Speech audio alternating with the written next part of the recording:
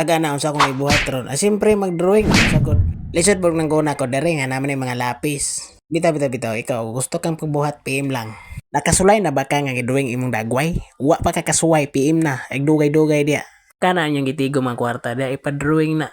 Kay kana yung kwarta nga gitago-taguan dia makanon ra naganay kining drawing di gini madaot hantod sa hantod.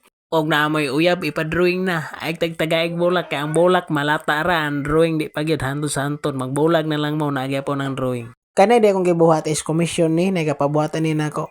Ikaw basin ganan ka magpabuhat ay dugay-dugay. Ay pabota nga mahurot na akong lapis nga di na ko ka-drawing ninyo. Basin baguhay lang ka nagalanto na akong vlog ipalo po ninyo noon sa good taon mo.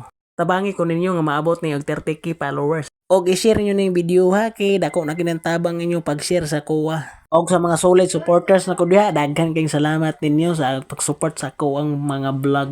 Kay maundang na ko og vlog.